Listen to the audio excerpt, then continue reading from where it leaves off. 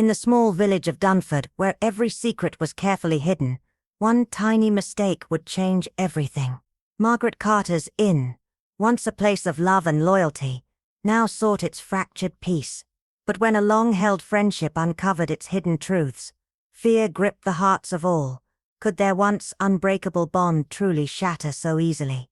The village of Dunwich lay hushed beneath a low-hanging quilt of mist, its narrow lanes and gabled rooftops blurred as though the earth itself was holding its breath. Morning had arrived not with birdsong, but with a suffocating stillness that seemed almost sentient, watching, listening, waiting. The fog wasn't merely weather.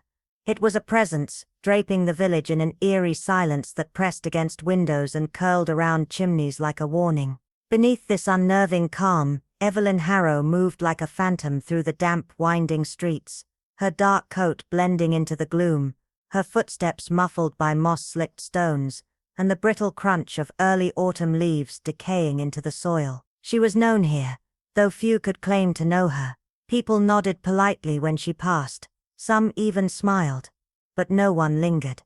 Not because she was unkind, but because she carried the weight of something deeper, something unsettling. Evelyn was a woman who noticed things, and now her quiet vigilance had a purpose. Clutched tightly to her side was her old leather journal, its corners curled and its spine softened by years of secrets. But this wasn't for scribbled herbs or idle musings. Today, it held names, crossed, underlined, circled, glimpses of truths caught in hurried handwriting. It had only been 2 nights since Madeline Grange's legendary recipe ledger, wrapped in oilcloth, hidden behind a false panel in her pantry, had vanished without so much as a broken latch. To an outsider, it might seem laughable, the theft of a book of recipes. But Dunwich was not like other places. Here, cooking was legacy, reputation, power. That book held generations of Grange knowledge, spices and techniques whispered down like sacred rites. Its disappearance had sent a jolt through the village's core.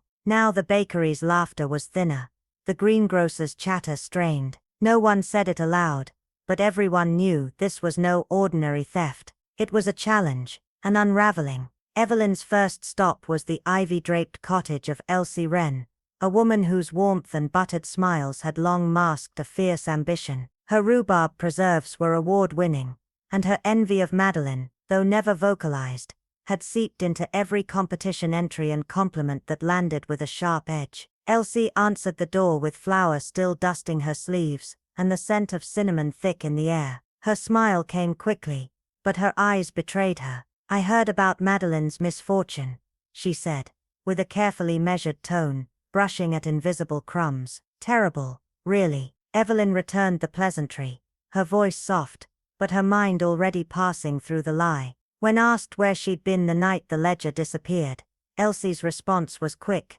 too quick. "With my sister, in Elmbrook. We were canning late." But Evelyn had already glanced past her shoulder, noting the pristine jars lined like soldiers on dustless shelves, untouched, unlabeled, and unmistakably unused. The sharpness in Elsie's voice didn't match the softness of her supposed errand. Evelyn nodded, offered thanks, and turned away, but the wheels in her mind were already turning faster. Her boots tapped a steady rhythm along the cobblestones as she made her way toward Weller's Row, where Simon Cray manned a tired fruit stall with a haunted air. His tall frame looked smaller somehow, shrunken by sleepless nights, and the weight of mounting debts that were whispered about behind shuttered doors. He stacked apples without looking, each one landing with a thud that mirrored his unease. "Morning," he muttered as Evelyn approached, not meeting her eyes. A ledger lay behind the counter, different from Madeline's, but the sight of it made his fingers twitch. Evelyn asked gently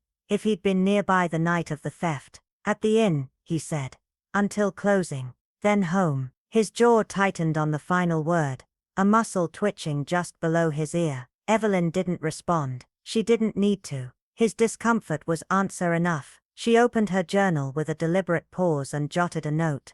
Alibi thin, pressure rising, motive viable. The inn was her last stop for now. As she stepped through its arched doorway, the warmth inside should have felt comforting, but it didn't. The hearth crackled, plates clinked and conversations ebbed like any other morning. But there was something beneath it all, a tension so finely strung it hummed beneath every polite smile. Heads turned as she entered, but only slightly, just enough to register her presence before looking away too quickly. It was the kind of silence that followed secrets too fragile to speak aloud. Evelyn paused near the bar, letting her eyes scan the room. The barmaid glanced at her, and then quickly looked down. A man in the corner cleared his throat twice, but said nothing. The ledger's theft was only the visible bruise. What lay beneath it, old rivalries, grudges and hungers long denied, was festering. As she stepped outside once more, the fog had thickened, curling around her ankles like smoke,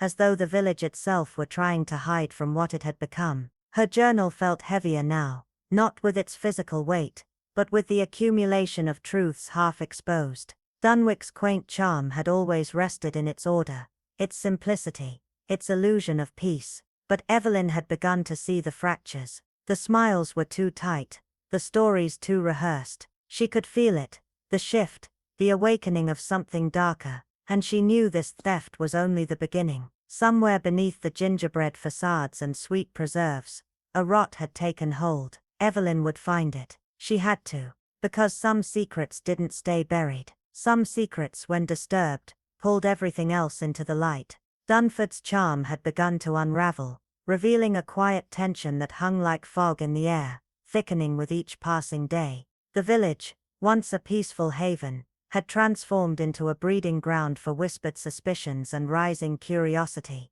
The theft of Margaret Carter's cherished recipe book had done more than stir the air. It had fractured the once unified community. People now watched each other closely, as though expecting a shadow of betrayal to emerge in the soft glow of the hearth. Seated at a small worn table near one of the inn's large windows, Agatha Mullen sipped her Earl Grey, with an absent gaze, the faintest trace of tea on her lips. The corner of her mouth twitched in thought as her eyes flicked over the dog-eared pages of her commonplace book. Each entry was a small fragment of the puzzle she was beginning to piece together. Names, dates, cryptic observations, and sudden realizations. Her pencil, ever steady in her hand, hovered over the next blank line, adding a new notation. Philip Carter, cousin, speaks of what's rightfully his. A flicker of disapproval passed through her mild grey eyes as the ink dried. Margaret Carter had spoken of the tensions between her and Philip, but it was only with his unexpected arrival in Dunford that the quiet undercurrent of family conflict had become something much more urgent. Agatha's mind swirled with questions. Was his return truly about settling old scores, or was there something darker at play? As the inn bustled around her, Agatha's thoughts narrowed to one singular truth. Philip Carter's presence, far from being a coincidence, was somehow tied to the theft. The village buzzed with rumors, and Agatha meant to find out whether Philip's discontent was nothing more than petty grumbling, or something altogether more sinister. By midday she found him on the veranda, his tall, lean frame draped in a worn tweed suit that seemed too large for his spare form. The crisp autumn air carried the scent of apples from the orchards beyond Dunford, and yet, a chill lingered between them. Philip stood by the rough iron railing, his eyes scanning the village with a resentment so sharp, it nearly cut through the fog. Mr. Carter, Agatha began, her voice calm and measured, but he turned quickly, startled by her sudden approach. His tight smile did little to soften the hardened lines of his cheeks. Miss Mallen, he muttered.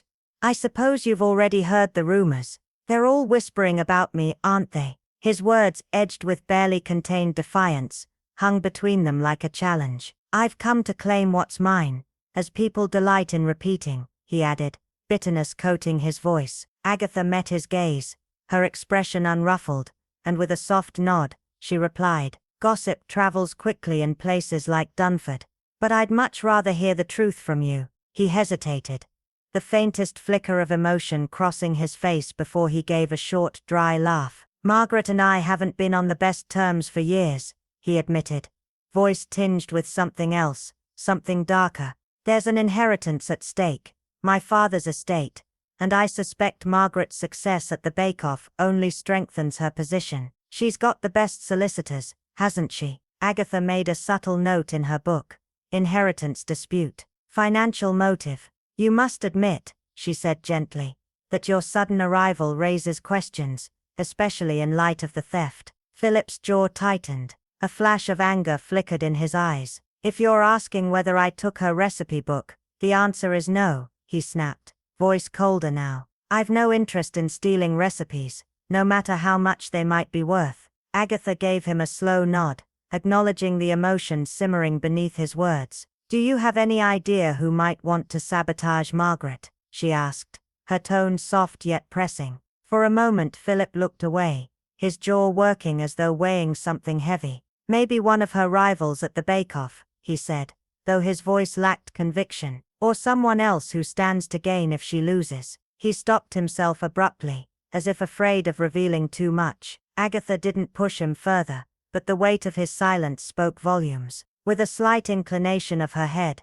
she thanked him, her gaze lingering on him a moment longer before retreating inside. As she crossed the foyer, she nearly bumped into Dr. Edwin Brooks, who was bustling toward her, his brow furrowed in concentration. He held a small scrap of paper gingerly between his thumb and forefinger. Miss Mallon, he greeted, his voice lowered. I found this near the main staircase. Agatha accepted the slip, examining it carefully. It was a fragment of a train ticket to London, the departure date partially visible. This morning, she mused. Do you know to whom it belongs? Dr. Brooks nodded, his expression pensive. I believe it belongs to Lucy. She's the only one who travels to London regularly, and she did mention some pressing business in the capital.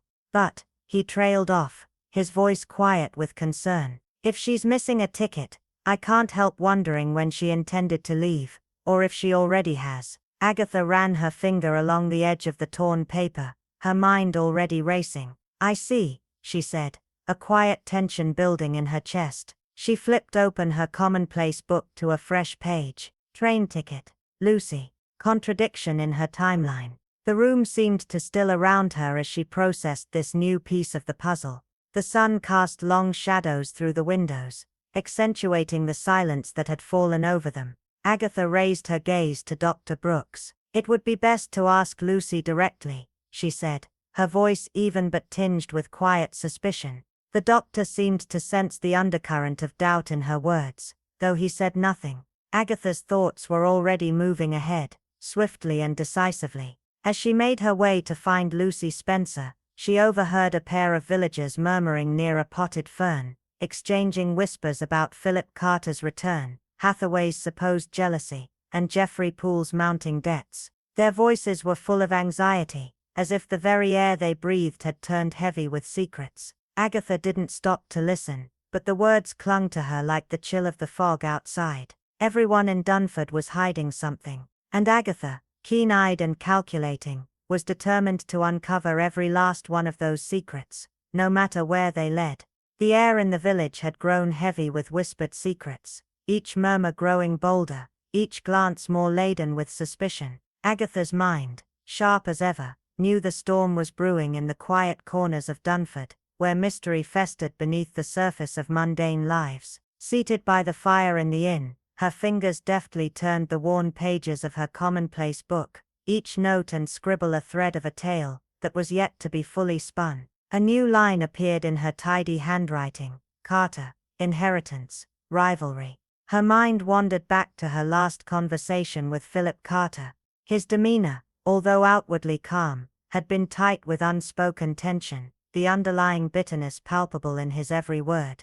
The suddenness of his return to the village, the cryptic references to his family's estate, and the theft of Margaret's prized recipe book, had set the wheels of suspicion turning in Agatha's mind. Could his arrival be a mere coincidence, or was it part of a larger, more dangerous play for power? The theft alone seemed too tidy, too calculated for a simple family dispute. Agatha knew the nature of people too well, their desire for something more, something just out of reach. She had seen it before, the way jealousy could twist into something far darker. As the evening sun dipped beneath the horizon, casting long shadows through the inn's windows, Agatha felt the shift in the air. Something was close to breaking, she could feel it in her bones. When she met Lucy Spencer later that afternoon, The young woman's carefully crafted mask of nonchalance only served to heighten Agatha's suspicion. The torn train ticket Lucy had lost, her hurried half-hearted explanation, stirred something in Agatha's mind.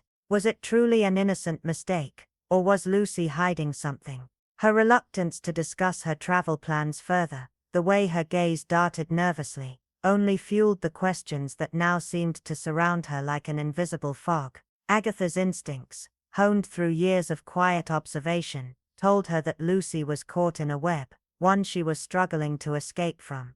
The inn's old wooden floors creaked beneath her feet as she moved through its labyrinthine halls, each step taking her deeper into the puzzle. As she ascended the stairs, a faint memory fluttered in her mind. A fleeting conversation, a piece of overheard gossip about a lost family fortune, and the dark, quiet promises made in shadows. Each clue she gathered only deepened the enigma, pulling her further from the truth, yet inching her closer to the answers she sought. The inheritance, the sabotaged bake-off, and the sudden disappearance of vital information were no coincidences. They were threads in a larger tapestry of betrayal, envy, and hidden motives, and Agatha knew that it was only a matter of time before the truth would be revealed. If she could unravel the lies that clung so tightly to the village's heart. The storm clouds outside, heavy and oppressive, mirrored the storm within, and Agatha could feel the tension coiling tighter with every passing hour. With each new clue, she was sure of one thing: Dunford's secrets, like the storm brewing overhead, would soon burst wide open, and nothing would ever be the same again. The dimming light from the stained glass windows painted the corridor in a soft, almost eerie glow, the fragments of color scattered across the floor, like the fractured thoughts of the villagers. The silence in the inn was suffocating, a hushed stillness that seemed to carry the weight of unspoken fears. Since Margaret Carter's recipe book disappeared, and her supplies had been sabotaged, Dunford had become a town on the brink, its whispers weaving a web of suspicion so thick that it was almost tangible. Agatha Marple moved through these undercurrents, with a practiced ease, her senses sharp as ever, attuned to the subtle clues others missed. Today her commonplace book, already filled with fragmented theories and cryptic notes, was pressed close against her side like a silent companion. The inn, once grand and filled with life, now felt more like a tomb, its ancient walls and worn floors seemingly holding on to secrets that refused to be revealed. Her first stop was the storeroom, a place that had once been orderly, but now felt haunted by the memory of the theft. Shadows clung to the corners, deepening despite the sunlight filtering through a high-set window. There Martin, the village newcomer with a background in military intelligence, stood by the shelving unit, where the sabotage had occurred. His eyes, trained for detail, studied the spilled salt with quiet intensity. "Strange," he murmured, crouching to run his finger through the residue. "Look at the angle. Someone tried to stage this." Agatha joined him, tilting her head, her mind already churning with possibilities. The tin of salt, knocked over yet a foot away from the spill, seemed deliberately placed. "It's as if they wanted to make it obvious," she said softly, her voice almost a whisper. Martin nodded. "Not an accident." Agatha scribbled another note in her book, "Salt spill staged." She surveyed the rest of the storeroom, noting the odd disorder, the broken lock, and the faint scent of cinnamon and sugar, which no longer felt comforting but unsettling. "Why sabotage the salt?" Martin asked. Agatha's response was slow, measured. Perhaps the saboteur hoped to ruin everything. Or maybe they were leaving a clue, one that would cause confusion rather than clarity. Before Martin could reply, they were interrupted by the sound of footsteps, deliberate, hesitant, followed by Margaret's voice, tight with strain. "Another morning, and the storeroom is still like this," she said, her composure cracking. "I can't stand it anymore." Agatha exchanged a look with Martin, who gave a slight nod before they stepped out of the storeroom. The sabotage was starting to feel more like a carefully orchestrated game. But who was playing it? And why? As they walked through the hall, Agatha's thoughts raced. She had no answers yet, only questions. Then, as if the universe was handing her a clue, she caught sight of something tucked into a basket near the refuge bins.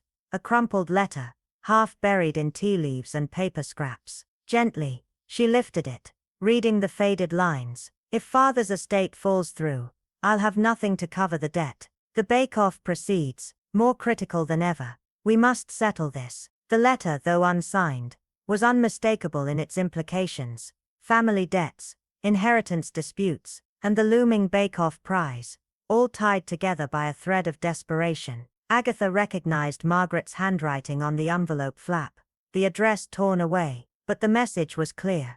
Margaret's success in the bake-off wasn't just a point of pride, it was a lifeline. And with that realization, Agatha's mind shifted once more, this time to Philip Carter, Margaret's estranged cousin. His recent appearance in Dunford, his cryptic talk of what was rightfully his, suggested a simmering conflict, one that might explode if Margaret's fortunes took a turn for the worse. As Agatha walked into the inn's cozy lounge, its dark wood panels and overstuffed chairs offering no comfort, she felt the weight of the puzzle press down on her. The quiet was oppressive now, thick with the tension of unspoken truths and the fear of what would come next. With every step she took, the pieces were falling into place, but she was still a long way from uncovering the full picture. The storm outside had nothing on the storm brewing within the inn, and Agatha, as always, was determined to weather it, no matter where it led. Near the dormant hearth stood Dr. Edwin Brooks, his gaze sharp as Agatha Marple entered, the faint flicker of firelight illuminating his thoughtful expression. "Miss Marple," he greeted, his brow furrowing, as he took in her contemplative demeanor. "Have you found something?" Agatha hesitated, for only a moment before responding with quiet certainty.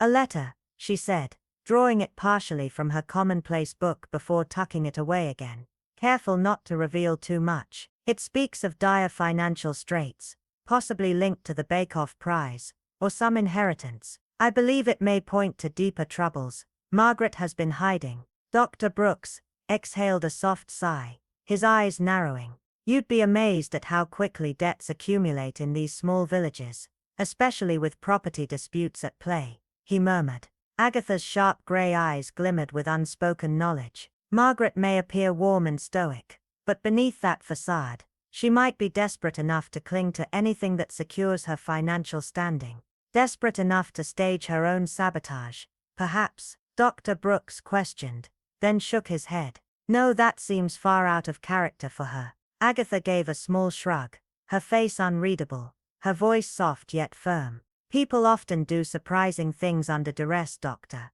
It's also possible someone else is using Margaret's vulnerabilities to manipulate events." A thoughtful silence settled over them, the wind outside picking up, rattling the old windows, as if urging them to uncover the secrets the building had long held. As Agatha moved through the lounge, she paused at the threshold leading back to the hallway, replaying Martin's comment about the spilled salt, deliberate misdirection perhaps, and combining it with the cryptic letter she had just uncovered. Had someone learned of Margaret's precarious financial situation and decided to exploit her desperation? Her mind wandered to Philip Carter, Margaret's estranged cousin, and the tension that seemed to build every time his name was mentioned. Could the sabotage have been orchestrated by him to force Margaret into a confrontation over the inheritance?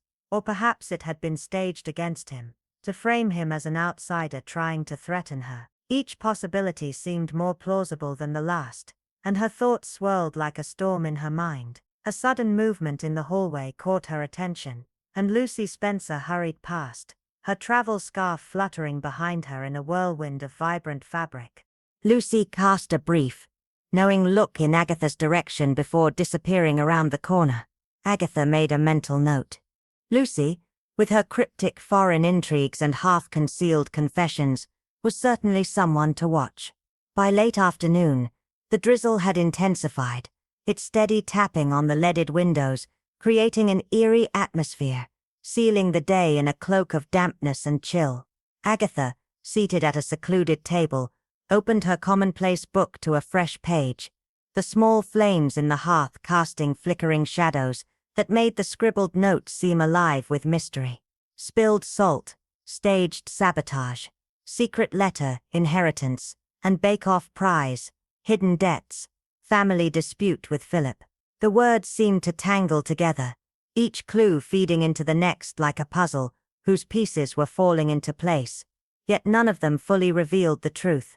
Agatha's gaze swept the lounge, taking in the richly paneled walls and heavy drapes that shut out the outside world.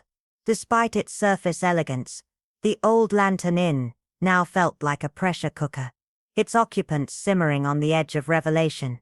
The muffled chatter from the parlor, mixed with the rain's hiss, creating an oppressive tension in the air, one that seemed to promise the unveiling of a truth that might come swiftly, or never at all. If the guilty party was cunning, Agatha knew the truth might be hidden behind layers of lies and misdirection. Dipping her pen once more into the ink, she scrawled a single line in crisp, deliberate handwriting. When illusions shatter, only the truth remains. She closed the book with a decisive snap, resolved that no detail, however small, would slip past her. The storm of intrigue darkened over Dunford, but Agatha Marple, with her keen mind and gentle demeanor, was prepared for the unraveling yet to come. The next morning, as a thin veil of mist clung to the moss-covered rooftops, Agatha found herself once again at the heart of Dunford's mysteries. The air was thick with the weight of what had yet to be revealed, and the Old Lantern Inn, its once grand corridors, now shrouded in a sense of suffocating secrecy, felt smaller with each passing hour. As Agatha slipped into the cozy lounge, where the fire still flickered low, the mysteries of the village seemed to close in around her. The closer she came to the truth, the more oppressive the atmosphere became. It was a hallmark of the many cases she had solved before. No matter how tightly the web of deceit wove around her, she would always find a way to untangle it. The question now was, who would be caught in its snare first? The atmosphere in the clubroom was thick with tension as Agatha Marple, poised yet calm, took a moment to absorb the hushed murmurs that filled the space. The walls, heavy with intricately carved panels, seemed to close in on the gathered suspects, the soft glow of the sconces casting long uneasy shadows across their faces. The very air seemed to hum with distrust, as if the building itself was aware of the lies and half-truths swirling among its occupants. Agatha's gaze fell first on Lucy Spencer, perched nervously at the edge of an armchair, her eyes darting repeatedly toward the window, as if seeking refuge from the growing scrutiny. "I was out meeting a source for my travel piece the night of the incident," Lucy explained, her voice betraying a hint of strain. Yet when Agatha reminded her of an earlier statement where she claimed to have been resting in her room, Lucy faltered. A brief ripple of surprise crossed her face, and her excuses came tumbling out in a rush. "I must have gotten the time wrong," she said, her fingers nervously twisting the fringe of her shawl. "Sometimes, one forgets the exact hour." Agatha's grey eyes, sharp and unwavering, missed nothing. "Surely," she prompted gently, "you must have kept a record of your meeting, if it was for business. Which magazine or paper might expect your story?" "I wonder." Lucy flushed, her stammered response a muddled mess about editorial delays, her words trailing off into awkward silence. Agatha felt a pang of regret for causing her discomfort, yet the nagging suspicion that Lucy was hiding something gnawed at her. Dr. Edwin Brooks, with his genial yet strained smile, stood nearby, claiming he had been out on late-night house calls. Yet curiously, no one in the village seemed to recall his presence, and those who might have required his services adamantly denied having summoned him. Agatha, ever polite, confronted him with a quiet persistence, and Dr. Brooks, his hand nervously fiddling with his stethoscope, offered a broad smile that barely masked his unease. "Things can get muddled," he explained, his voice smooth but lacking conviction. "I receive many urgent notes pinned to my door, or left with a neighbor. Perhaps a patient didn't need me after all." Though plausible, Agatha noted his hesitation, his meticulous nature suddenly in question. A man as careful as Dr. Brooks surely kept records of his visits, yet here he stood, evasive, his every word ringing with contradictions. Meanwhile, the rumor mill churned relentlessly, feeding suspicions about Martin Lowe, the ever-reserved and polite stranger, who seemed more entrenched in the village's mysteries than he let on. Whispers of espionage surrounded him. Some claimed he was a government operative hunting a fugitive. Others said he was searching for stolen wartime documents. Agatha could see the flicker of wariness in Martin's eyes whenever his past was mentioned, as if the subject weighed heavily on him. "It's all nonsense," Lucy interjected, attempting to inject levity into the conversation. "They say Martin once infiltrated a Belgian spy ring. Next they'll claim he's here on orders from Whitehall to disrupt the competition." Agatha simply smiled, her gaze never leaving Martin.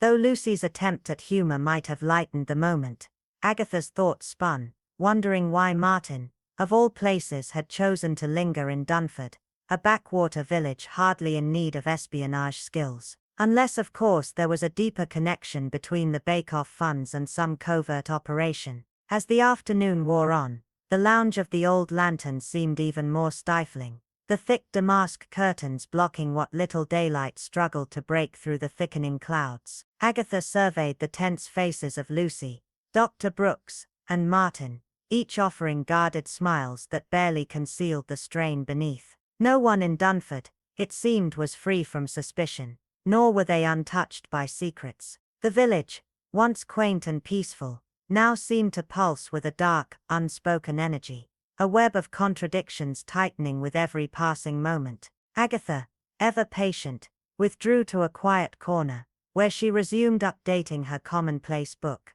The quiet scratch of her pen on paper was almost drowned out by the hushed murmurs around her, as the puzzle pieces fell into place. Contradictory alibis, half-truths, and whispered rumors now swirled around the village like a storm, each thread connecting, unraveling, and leading her closer to the truth. As the last light of day flickered in the hearth, Agatha's resolve hardened. She would sift through every lie, no matter how small, until the truth was revealed. The storm of suspicion darkened over Dunford, but Agatha Marple, with her steady hand and sharp mind, was prepared for the unraveling that was yet to come. The following morning, a sullen mist settled over the village, blurring the outlines of gabled rooftops and the distant church spire, leaving everything beneath its veil shrouded in uncertainty. Inside the Old Lantern Inn, the quiet hum of conversation grew louder, the air thick with the weight of secrets, begging to be uncovered. Yet Agatha, ever unflappable, felt a familiar certainty stir within her. The truth was out there, hidden among the lies, and it would not remain buried for long.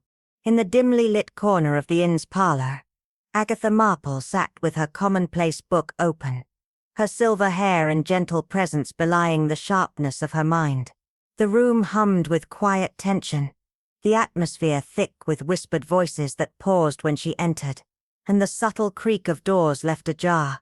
There was something palpable in the air, an undercurrent of suspicion that seemed to have infected the village ever since the theft of Margaret Carter's recipes. What had once been a simple town dispute had rapidly transformed into a tangled web of motives and lies.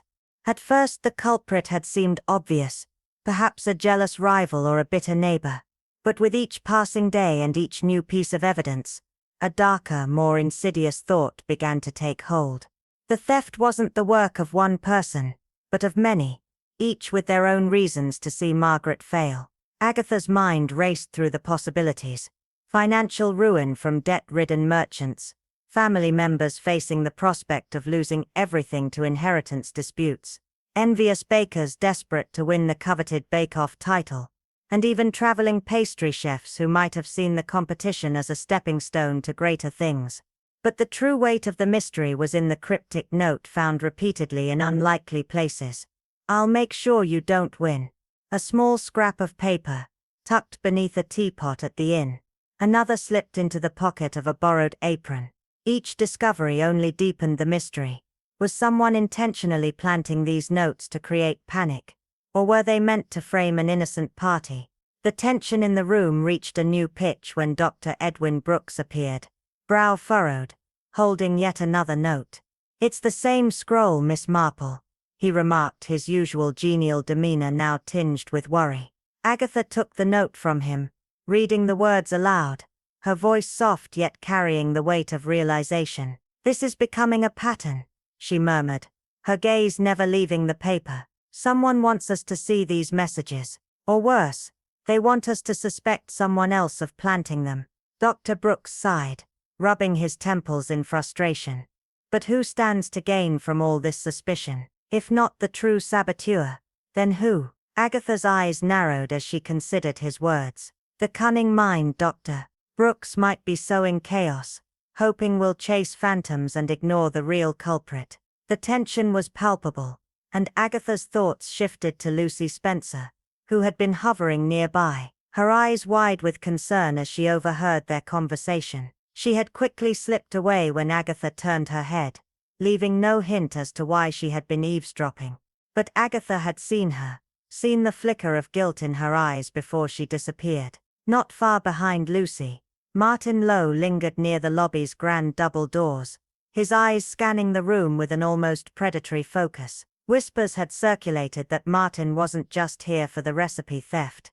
No, he was investigating something far more covert. A secret mission perhaps, one tied to the village's darkening atmosphere. Agatha noted his rigid posture, the way his gaze flicked from person to person, his every movement calculated. Even Margaret Carter, the victim herself, walked the halls with a quiet, weary air. She appeared preoccupied, her mind heavy with thoughts that Agatha suspected were more than just the theft of her prized recipes. A look of fleeting suspicion crossed Margaret's face when she caught sight of Agatha, as if she feared betrayal from someone she trusted, or perhaps feared that the truth was far closer than she imagined.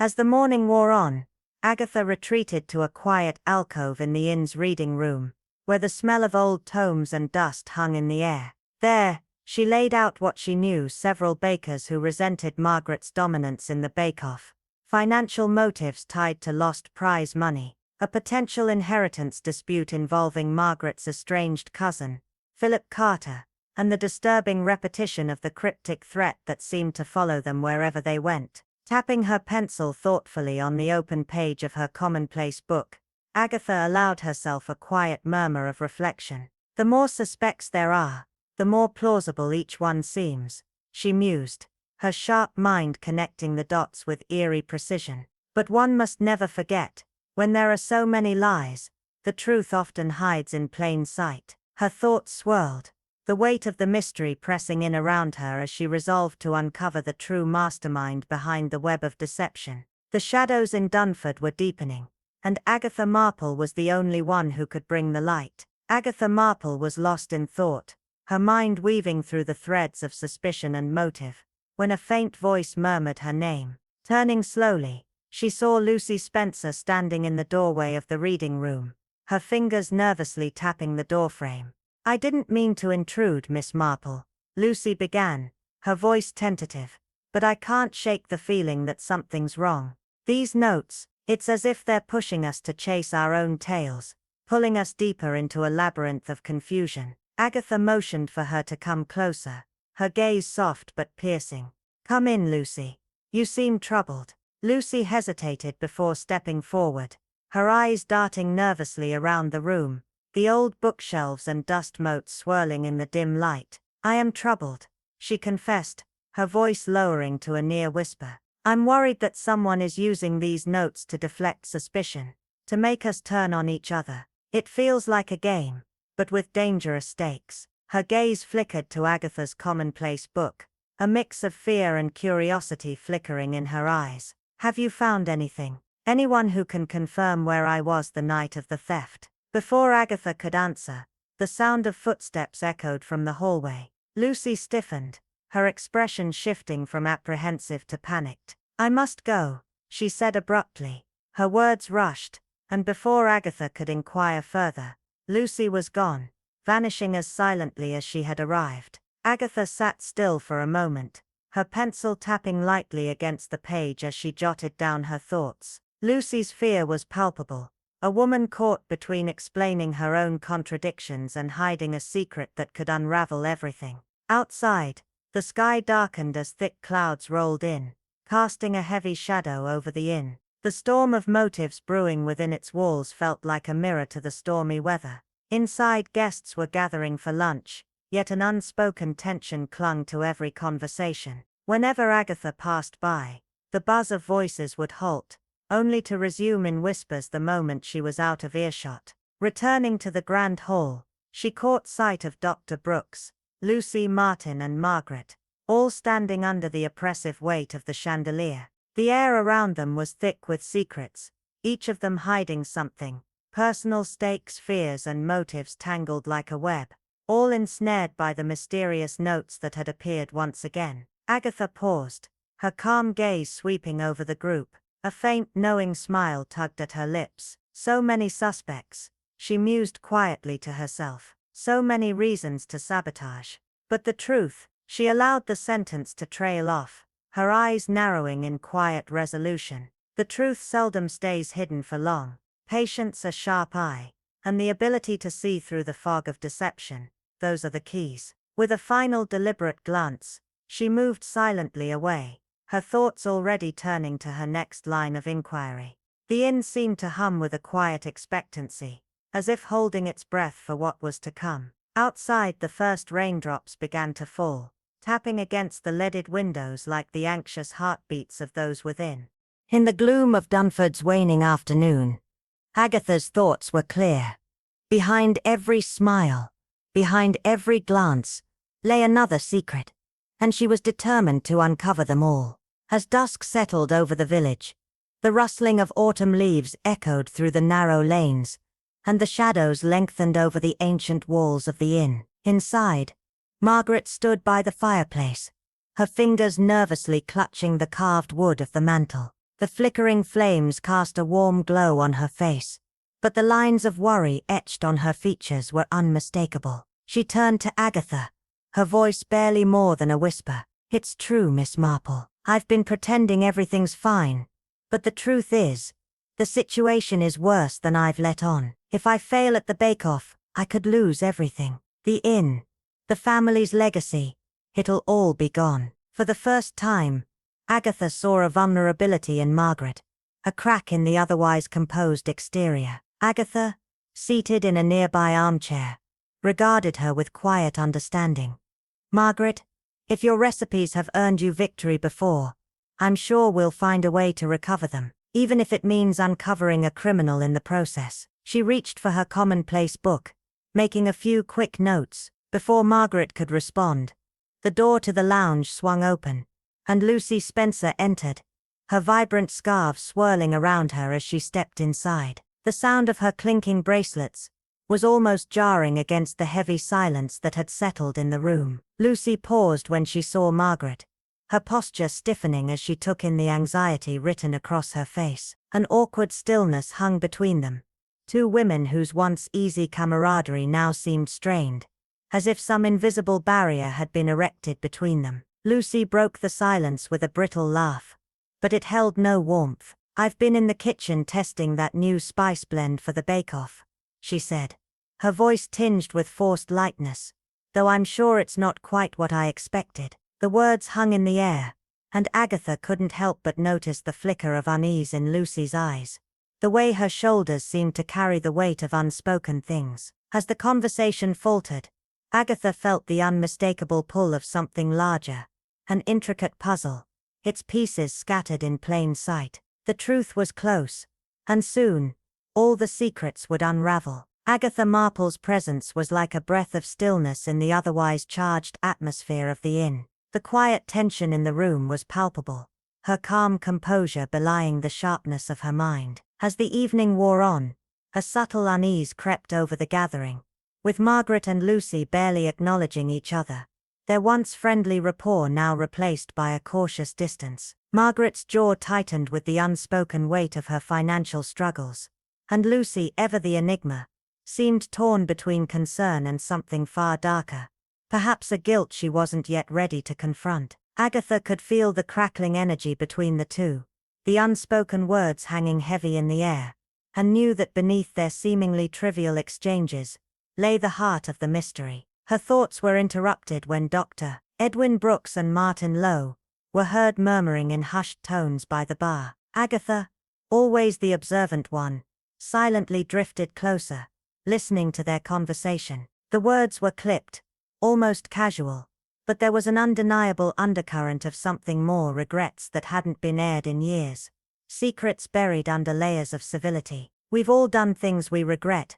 Some of us just hide it better." Martin's voice was low, but the weight of his words carried far beyond the confines of the bar. Dr. Brooks' typically jovial demeanor was replaced with something far more serious. "True enough," he replied, his gaze shifting momentarily to Martin's left hand, where the faintest scar traced the knuckles. An old injury perhaps, but one that spoke volumes. Agatha knew that every scar, every glance, and every hushed word was a clue in the intricate web of secrets that connected them all. As she withdrew quietly, leaving the men to their quiet revelations, she couldn't help but feel the increasing weight of suspicion hanging over the group. Returning to the lounge, she noticed the subtle shift in the air. The once clear divide between Margaret and Lucy had grown more pronounced, like two combatants in a silent war, each holding back, unwilling to reveal too much. Margaret, her face pale with concern, let out a shaky breath. "I must try harder," she said, the words heavy with the reality of her situation. "It feels like I'm baking on borrowed time." Agatha, ever the steady presence, placed a reassuring hand on Margaret's shoulder. "Don't lose hope," she said quietly. "We're closer to the truth than you think." As the wind howled outside, rattling the windows in the inn, Agatha's mind raced with possibilities. The storm was not just in the weather, but in the lives of those around her, each one carrying their own storm of secrets. The whole village, wrapped in its deceptive calm, was a tinderbox waiting to ignite. Agatha, in her quiet brilliance, knew that it was only a matter of time before everything came to light. The evening's gathering was inevitable, as was the final reckoning. The moon cast a pale, shifting light over the courtyard, its silver glow creating an eerie atmosphere that seemed to heighten the tension within. Inside, the air was thick with anticipation as the members of the Friday night club gathered in the lounge. Agatha, standing by the cold hearth, surveyed the room. One by one, the figures of the club entered, exchanging furtive glances, their discomfort palpable. Margaret, looking as if the weight of the world rested on her shoulders. Dr. Brooks, whose usual jovial nature had faded into a serious mask. Martin Lowe, always reserved, now appearing even more guarded. Lucy Spencer, her anxiety barely masked behind a facade of calm.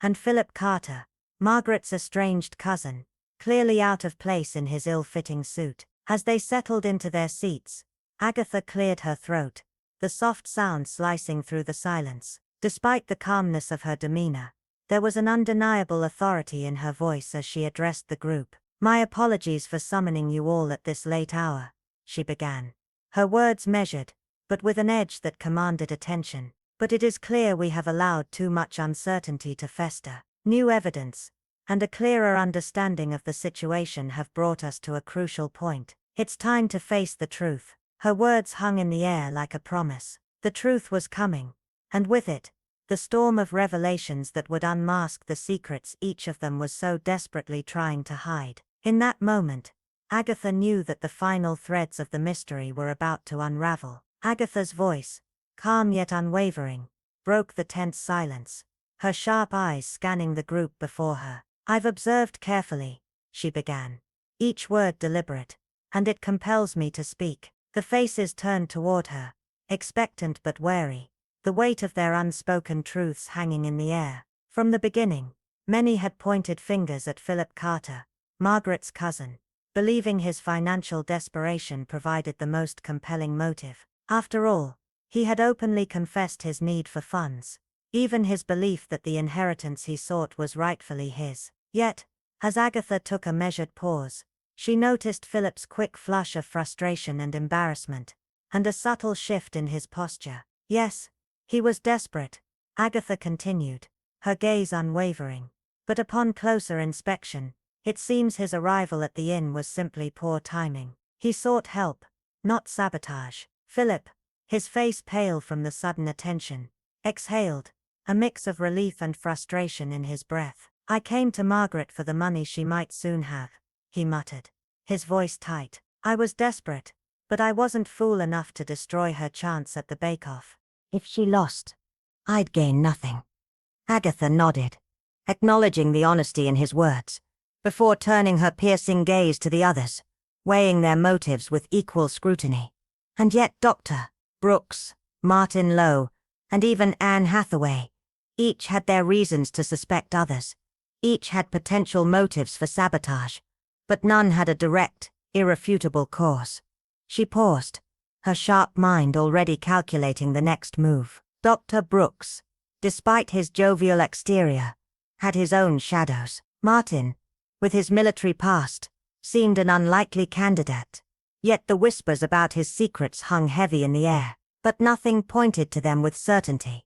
Nothing led directly to the answer Agatha sought. The room held its breath as she moved forward, the atmosphere thick with anticipation. Agatha's gaze shifted, narrowing as it landed on Lucy Spencer. The air seemed to freeze around them. "Lucy." Agatha's voice softened, almost a whisper, but it was enough to send a ripple through the room. "The final pieces of the puzzle, I'm afraid, point to you. Too many contradictions, too many inconsistencies. The torn train ticket, the conflicting stories about your whereabouts, the salt sabotage. It all seems carefully crafted to cast suspicion elsewhere." "Care to explain?" Lucy's hands trembled as she shifted in her seat. Her face drained of color. Her eyes flickered with panic, and for a moment, she appeared lost for words. "I don't know what you mean," she stammered. But Agatha's piercing gaze remained unmoving. "You claimed you were meeting a source for a travel article, yet you later said you were at the inn. Neither story can be corroborated. And my investigation revealed something even more troubling. Your financial situation isn't nearly as secure as you've led us to believe. The travel publications you once worked for no longer commission your articles, aren't they?" At the mention of her financial struggles, Lucy's composure cracked. A tear glistened in the soft lamplight, rolling down her cheek as her voice trembled. That's not entirely untrue," she whispered. "My editor, he's been dropping my pictures, and I'm behind on everything. The bills, they're piling up." Margaret, still reeling from the tension in the room, finally found her voice, though it was filled with disbelief and hurt. "But Lucy," she began, her voice wavering, "what does that have to do with my recipes? You helped me in the kitchen so many times. Why would you sabotage me?" Lucy's eyes, full of shame, avoided Margaret's gaze as she clutched her hands together. "I never wanted to hurt you," she managed, her voice breaking. "But an old acquaintance, an editor in London, offered me a sum of money, a handsome one, if I could secure something new, something unique." She took a deep breath, the weight of her confession evident. "Your recipes, Margaret. He said if I could get them, it would solve my financial troubles. I never meant for things to go this far. I thought I could copy them, present them as part of my culinary travels, and no one would know. When your recipe book went missing, no one would suspect me. I'd be the last person you'd look at. A supposed friend." The confession tumbled out in a rush, Lucy's guilt and fear spilling over as she continued. "But everything spiraled out of control. I forged the threatening notes. I staged the salt sabotage. I thought if I could confuse everyone, point the suspicion elsewhere, on Philip, on Martin, on anyone, then I'd be safe. I never imagined it would go this far. I never imagined it would all come crashing down like this." Her voice cracked with the weight of her remorse. Margaret's face drained of color, as the gravity of Lucy's betrayal settled in. She stepped forward, her voice trembling with hurt rather than anger. "You knew how much winning that prize meant to me," she whispered, the raw pain evident in her eyes. "Why didn't you just come to me? I might have helped." But Lucy, unable to bear the weight of Margaret's gaze, broke down completely, her face hidden in her hands as she sobbed. The room fell into a heavy silence, only broken by the soft ticking of an old mantel clock in the corner. The tension, once so palpable, had finally reached its breaking point. Dr. Brooks cleared his throat, his usual jovial warmth replaced by a quiet sympathy, as if he too had felt the sting of Lucy's betrayal. "I fear," he said softly, "this is the moment where everything changes." Agatha's voice, soft yet firm, cut through the thick air of the room, each word carrying the weight of revelation. "We've all allowed suspicion to warp our better judgment," she said quietly, her eyes sweeping over the gathered faces. "If it weren't for my deductions, who knows how much longer this festering lie would have remained buried." She paused, allowing the magnitude of the truth to settle over the group. Margaret's eyes met Agatha's with a quiet, yet unspoken gratitude, her hand still trembling as she clutched her stolen, now returned,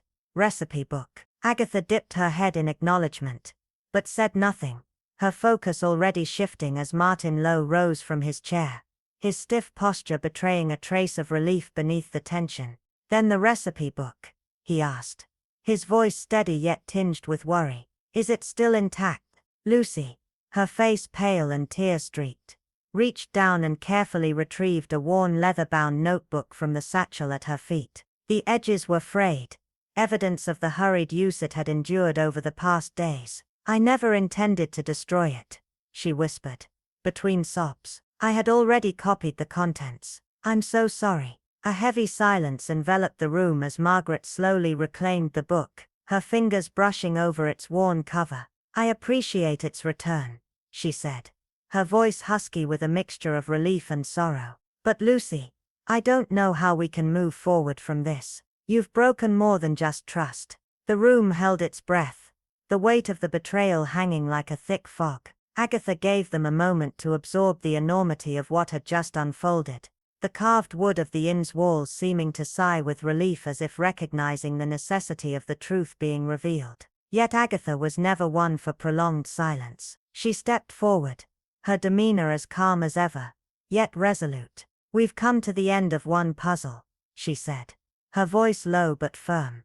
"But perhaps the beginning of another. How we might find compassion amid this betrayal, I don't know. Lucy, you must face the consequences of your actions.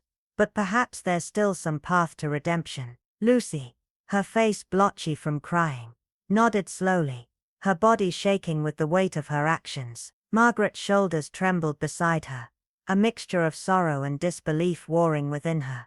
Outside the inn's tall windows, the moon glowed coldly, indifferent to the turmoil unfolding inside. In the days to come, the village would no doubt be abuzz with gossip.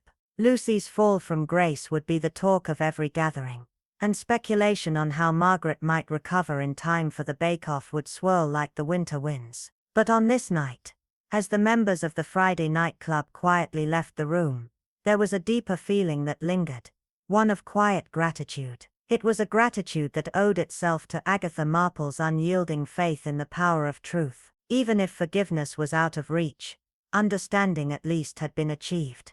The old Lantern Inn settled into an uneasy stillness, the echo of Lucy's sobs and Margaret's broken trust hanging in the charged air. Agatha, with her commonplace book tucked neatly under her arm, strolled down the corridor, a faint sad smile playing on her lips. "Justice," she reflected quietly, "is as bittersweet as it is necessary, but it remains the surest foundation for rebuilding peace." In the private lounge of the inn, where the last traces of evening smoke still curled around the flickering lamps, the weight of Lucy Spencer's confession seemed to press upon every person present.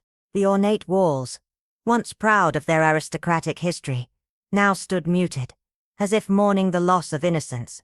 Margaret, her arms wrapped protectively around the precious book that had been stolen from her, stared at Lucy with a combination of disbelief and heartbreak. The woman she had trusted had betrayed her in a way that felt almost unforgivable.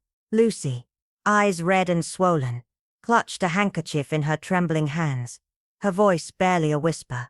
"I'm so sorry, Margaret," she repeated, her words breaking under the weight of her guilt. Margaret didn't respond, but the tension in her shoulders, the way she turned away with her head lowered, spoke volumes. She was struggling, fighting to regain control of her breath, her emotions too tangled to sort through at once. Edwin Brooks, who had often played the jovial mediator in the group, now seemed aged, a man who had witnessed something far more painful than he could have imagined. He shook his head in quiet disbelief.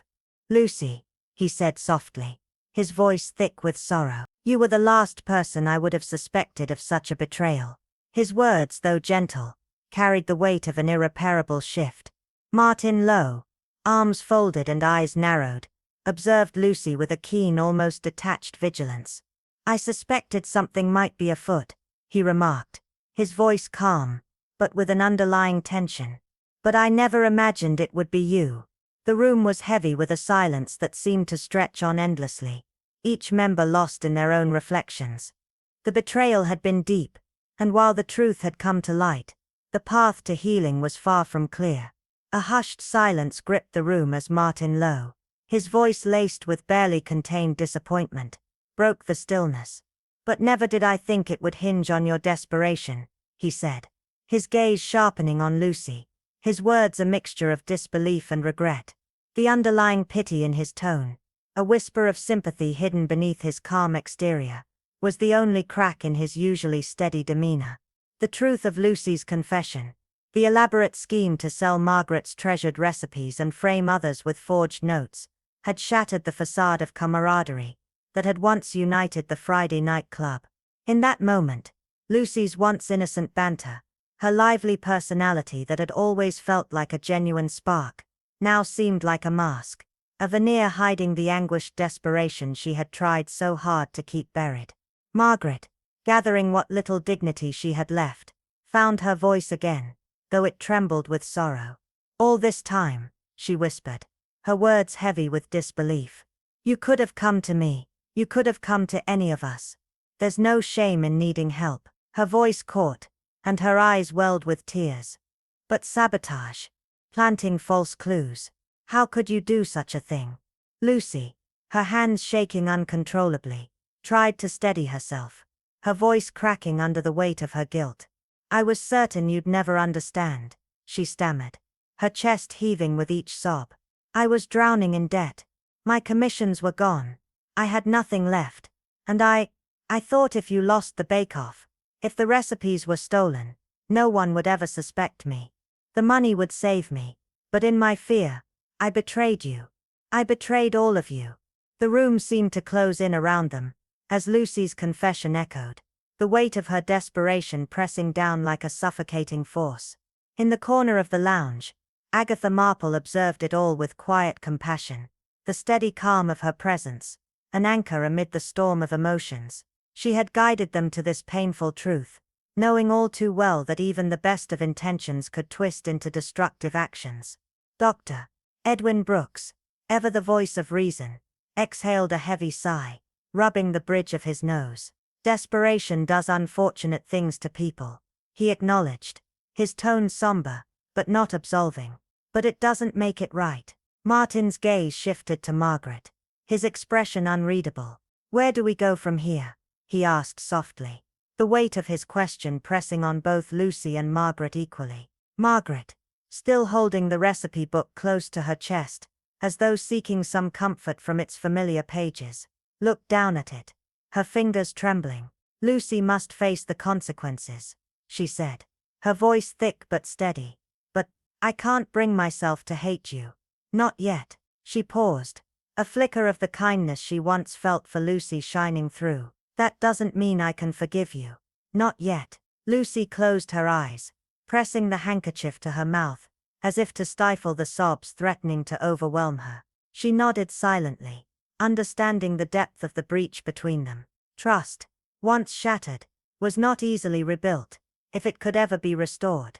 The room seemed to hold its breath, the silence so thick it could be felt like a physical presence. The fire in the hearth crackled faintly, the only sound in the heavy stillness, as the once lively lounge now felt heavy with sorrow. The opulent wallpaper and plush chairs, which had witnessed so many lighter moments, now stood as mute spectators to this darker drama. After what felt like an eternity, Agatha Marple stepped forward, her voice gentle yet full of authority. "Hope might still find its way," she ventured, her words thoughtful and compassionate. "Your bake-off entry is delayed, not lost, and Lucy, if she is truly remorseful, may yet find a way to make amends." Margaret drew a shuddering breath, her face etched with anguish, but still carrying that glimmer of warmth that had always defined her.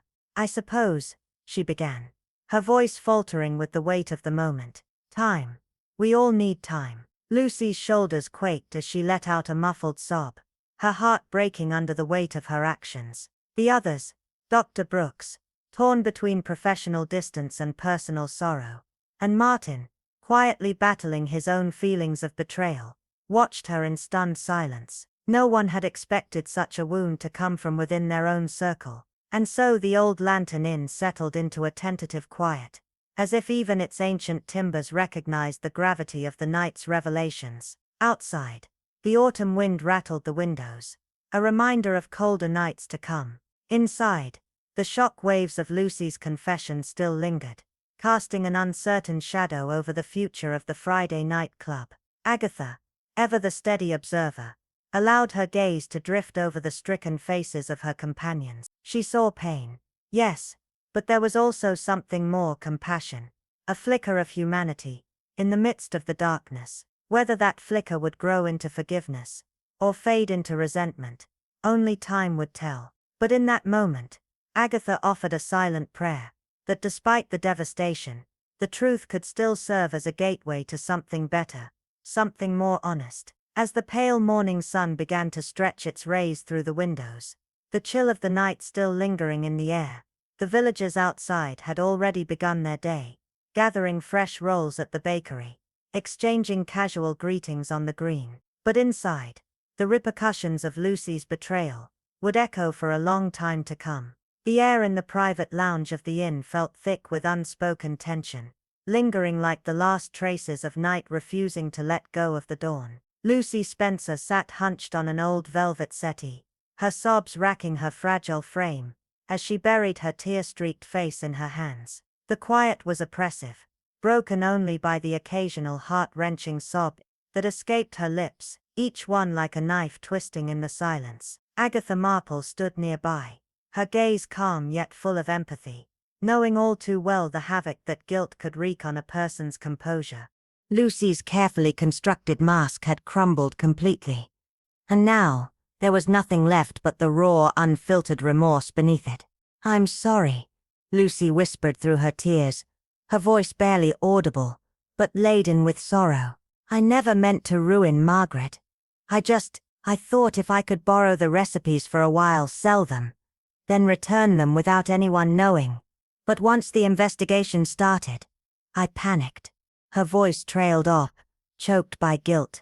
Agatha's gentle but firm gaze met hers.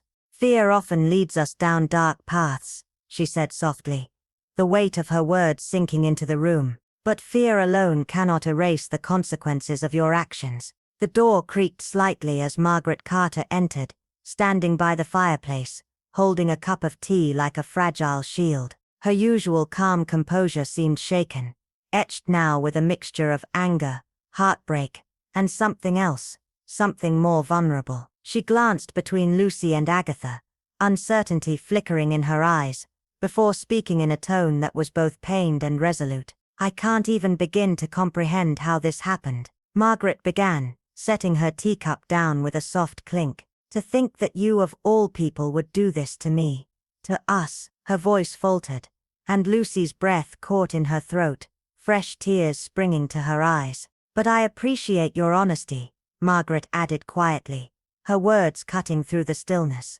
"You could have destroyed everything, but you didn't. I don't know if that makes it better or worse, but She stopped, unable to finish the thought. Agatha's quiet nod of encouragement urged Margaret on. Margaret took a slow, steadying breath before continuing, her voice thick with emotion. "I've spoken to the local constable," she said, her tone hardening. He was prepared to press charges, but Lucy's face drained of color at the mention of the police, her hands shaking as she gripped the edge of her skirt. Margaret's gaze softened, her expression shifting unexpectedly. But she said in a gentler tone, "I've decided not to pursue them, on one condition." The pause stretched out between them, the air crackling with unspoken tension. Lucy's eyes flickered with both hope and dread. "Anything," she whispered, her voice trembling, barely above a breath. "You'll return every page, all of them," Margaret stated firmly. "You'll come forward and confess to everyone openly,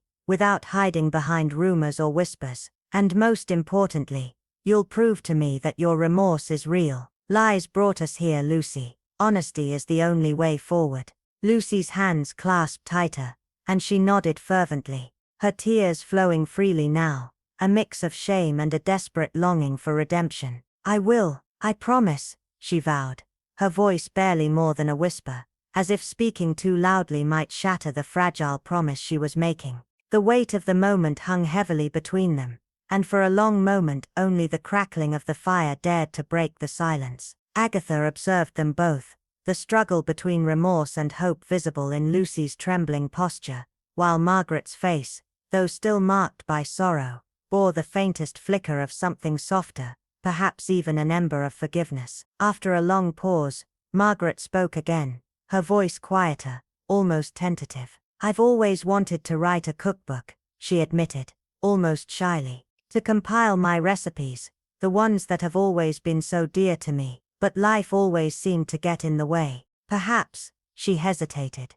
looking at Lucy with a new expression, "perhaps you could help me. You're a journalist, after all." Lucy's mouth dropped open, her expression shifting from guilt to a stunned gratitude that seemed to radiate from her. "You," she began, choking on the words, "you're offering me a chance, even after everything I've done." Margaret gave a small tentative smile, the kindness in her eyes mingling with a trace of caution. "Let's call it a second chance," she said softly. "A way for you to prove your regret, to earn something honestly, and to show me that your remorse isn't just empty words." Her voice took on a more teasing note, a subtle warning in her tone. But she added, "I'll be watching carefully. One betrayal is enough."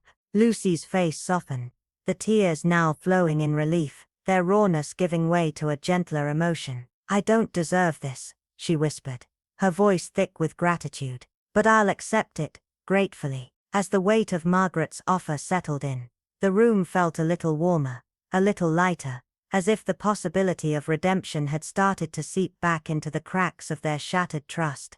The fire crackled on, the faintest hint of a new beginning hanging in the air, though whether it would take root or fade with the morning light, only time would tell. The atmosphere in the lounge seemed to shift as if the very air had exhaled, lifting the heavy cloak of tension that had enveloped the room for days. Agatha Marple's gaze flickered from Lucy, whose tear-streaked face still carried the weight of remorse, to Margaret, who stood by the window, her fingers absent-mindedly tightening around her teacup. In that fleeting moment of silence, Agatha saw the delicate turning point, the quiet transition from raw bitterness to the fragile possibility of reconciliation. It was a crossroads, and not just for Lucy, but for everyone involved. Agatha cleared her throat, her voice gentle yet firm as she addressed them both. "We've all learned, I believe," she said, her words deliberate, "how fear and desperation can cloud our judgment, leading us down paths we never intended to walk, and how in the end, it is through forgiveness that we might find our way back to ourselves." Margaret's eyes met Agatha's, and a quiet somber agreement passed between them. Lucy wiped at her eyes, trying to regain some semblance of composure, but her body still trembled with the weight of what had transpired. For a long moment, the room fell into a companionable silence, a brief interlude where the storm of guilt and deceit seemed to ease, as if the lingering darkness had begun to lose its grip. Agatha reached for her commonplace book, her fingers skimming the pages with a quiet satisfaction. The puzzle had finally reached its resolution, she thought. Lucy's guilt acknowledged, reparation offered in place of punishment. The consequences of the actions remained, but perhaps, just perhaps, the darkest chapter had closed. Outside, the first light of dawn stretched over the sleepy village, offering a glimpse of new beginnings. A soft birdsong filtered through the half-open window, blending with the tranquility of the inn's quietude. The village of Dunford, once heavy with suspicion, seemed to exhale a collective sigh of relief, as though the weight of uncertainty was finally lifting. Margaret, still holding her teacup, moved towards the window, and gazed out at the awakening village, her grip on the china slightly trembling. Her voice, though steady, carried a thread of new hope as she spoke. "There's still the bake-off to think about," she mused, the flicker of possibility in her tone. "Now that I have my recipes back, perhaps it's not too late to salvage my entry." The faintest spark of optimism hovered in her words, and Agatha couldn't help but smile, a soft, knowing smile that spoke of quiet satisfaction. "Yes," she replied, her voice carrying a note of finality. "There's still time, enough I believe, to set things right." Her gaze drifted to Lucy, who, though still blotchy from tears, looked up with a new spark of determination in her eyes. "If we all work together," Agatha added, the words carrying a weight of responsibility, "perhaps we can rebuild what's been broken." The path ahead was far from certain, and the trust that had been shattered would take time and effort to mend. But for the moment, there was a tentative truce, a fragile step forward, and the room felt a little warmer, a little lighter. Beyond the walls of the lounge, the faint echo of footsteps signaled the arrival of other club members, drawn by the hum of resolution. The old lantern, once a stage for secrets and whispered betrayals, now stood witness to a quieter, more hopeful scene, one of atonement and tentative forgiveness. In the distance, the sun began to rise over Dunford, casting a golden glow across the autumn leaves, and filling the room with a soft, mellow light. Inside the inn, the Friday nightclub resumed its usual gathering, though something in the air had shifted. There was no longer the sharp edge of suspicion, the uncomfortable glances that had once pervaded every conversation. Now there was a delicate warmth, a quiet understanding that had replaced the unease. Edwin Brooks, seated comfortably in an overstuffed armchair, traced the rim of his teacup with a thoughtful finger, his mind preoccupied with the events of the past few weeks. Only a fortnight ago, he had eyed Martin Lowe with quiet mistrust, his suspicions stirred by rumors of espionage, and a past he couldn't quite place. But now, in the wake of Lucy's confession and the collective sigh of relief that followed, Dr. Brooks felt a stirring of regret. "I owe you an apology, Mr. Lowe," he said, his voice quiet, his tones sincere. A faint smile tugged at the corners of his lips, but it was tempered with humility. "I allowed half-truths and gossip to cloud my judgment, and I drew conclusions about your intentions that were unfounded." Martin, seated opposite him in a sharply tailored suit, nodded with a polite inclination of his head. His military background, though still a mystery, seemed to lend him a quiet, unspoken authority. "We're all prone to such things, Doctor," he said, his voice calm, but carrying the weight of someone who had seen more than his fair share of suspicion. "Especially when a mystery unsettles the peace of a village. I suppose I could have spared us all the trouble if I'd been more open about my past." There was a hint of regret in his voice, the unspoken weight of years spent in intelligence, where secrets were as much a part of his daily life as breath itself. "I came to Dunford seeking peace," Martin continued, his eyes steady, "not to spy on good neighbors or sabotage a baking competition." A small rueful smile flickered at the corner of his mouth. Dr. Brooks returned the smile, his earlier tension easing. "Indeed," he said softly, "if only we had all been as transparent from the start." The words, though lightly spoken, held the weight of unspoken understanding, a new chapter beginning to unfurl in the wake of the past shadows.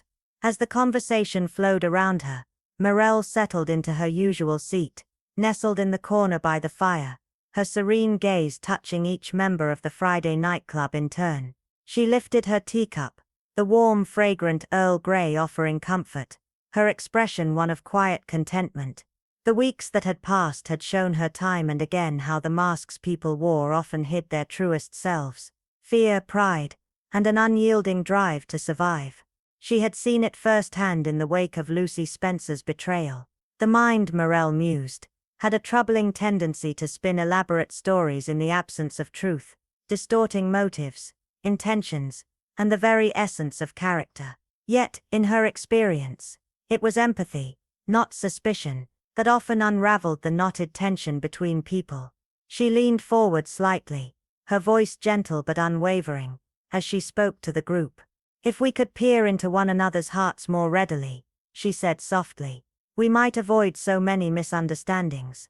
It is only when we remember to temper our judgments with mercy that we begin to see the fuller picture." Her words, quiet but laced with deep conviction, settled into the room, the silence in the parlor heavy with reflection. No one could forget how Lucy's misdeeds had nearly destroyed Margaret's cherished inn. Yet, through compassion, rather than wrath, Lucy had been given a path to redemption. At that very moment, across the hall, Lucy was huddled over a stack of handwritten pages in the inn's modest writing nook, carefully recopying Margaret's recipes. determined to restore every detail stolen in her reckless pursuit of ambition. The brightness that once shone in Lucy's eyes had dimmed somewhat, replaced with the quiet glow of humility. She had learned the hard way that trust, once shattered, could not be easily mended. Lucy was fortunate that Margaret had chosen not to press charges, and even more fortunate that the close-knit community of Dunford had given her the space to atone. The whispers had spread quickly at first, gossip staining her name, with neighbors giving her cold shoulders and some guests refusing to acknowledge her. But Lucy had not shrunk from the weight of her guilt. Every day, she worked, not just to rebuild Margaret's recipes, but to rebuild herself, one painstaking effort at a time. She apologized to anyone who would listen, and with each word, she accepted the hard truth that her actions would take more than time to erase. They would require her to prove that she was worthy of trust again. The glances of disdain softened over time, replaced by nods of acknowledgement, and the occasional hesitant smile. In the nearby parlor, the Friday nightclub began to take notice of Lucy's efforts, exchanging small but significant glances of recognition. Even Dr. Edwin Brooks, once one of her harshest critics, found himself quietly rooting for her as the days leading up to the Dunford Harvest Festival bake-off grew closer. The sense of purpose in the inn grew palpable, with Margaret fueled by her restored recipes, and Lucy's tireless support, pouring herself into perfecting her signature entries, from a spiced pear tart to a lavishly iced fruitcake. When the morning of the bake-off arrived, it was a perfect autumn day, crisp and bright, with stalls lining the village green, colorful bunting, swaying gently in the breeze, and the air filled with the irresistible scents of freshly baked pastries, mingling with the earthy perfume of fallen leaves. Margaret stood by her creations, her hands steady as she presented her work to the judges, a quiet pride in her every movement. Lucy hovered nearby, prepared to fetch ingredients, run errands, or simply offer her unwavering support. It was surreal, Lucy thought, that just weeks before she had sought to sabotage Margaret's success, yet here she stood, praying for her friend's triumph. When the judges finally announced the results, a collective cheer rang out across the green. Margaret Carter's entry had won by unanimous decision. The joy that flooded Lucy's heart was overwhelming, and as she stood in the background, tears of relief blurred her vision. It didn't matter that she had sacrificed her own dignity to restore the inn's reputation.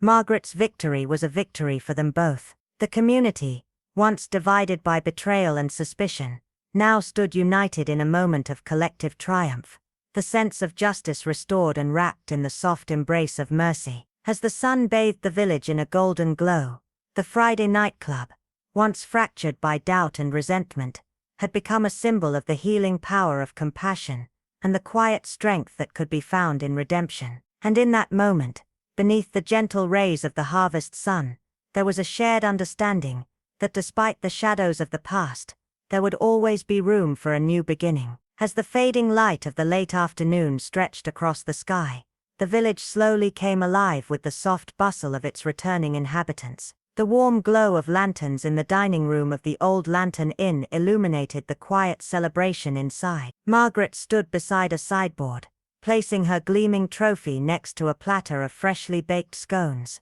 a silent emblem of victory that radiated both pride and humility. The Friday nightclub had gathered in a loose circle, their voices a hum of contentment and laughter as they reminisced about the morning's bake-off, the excitement still palpable in the air. Yet, amidst the warmth of the room, Lucy approached Margaret quietly, a small cloth-bound journal in her hands, her fingers trembling as she offered it, a token of reconciliation. "I wanted to give you this." Lucy's voice was soft, barely audible. "For the recipes we'll write together. If you'll still have me as a partner, that is." Margaret's eyes welled with emotion, a tear shimmering at the corner as she gazed at the pristine, empty pages, imagining the future, pages filled with shared creations born from friendship, not rivalry. "Thank you," Margaret whispered, her hand resting gently on Lucy's, a silent acknowledgement of the journey they had undertaken together. It was a fine start indeed. Across the room, Dr. Brooks exchanged a playful nudge with Martin Lowe, the two now sharing a quiet bond of mutual respect. Once wary of each other, they had found common ground through their struggles, their smiles a reflection of their newfound understanding. Agatha Marple, watching from her favorite chair, observed them with a serene satisfaction, as though a gardener watching her flowers bloom. Later that evening, with the last guests having departed, and the inn settling into a peaceful lull, Agatha found herself in the quiet solitude of the lounge, a fresh cup of tea warming her hands. The inn, once filled with the flurry of competition and excitement, now hummed with the gentle satisfaction of a day well spent. The excitement of the festival faded into a soft, languid glow, and Agatha, content, felt as though she had just closed the final chapter of a cherished book, each page well worn from use. As Martin passed by, he offered her a small nod,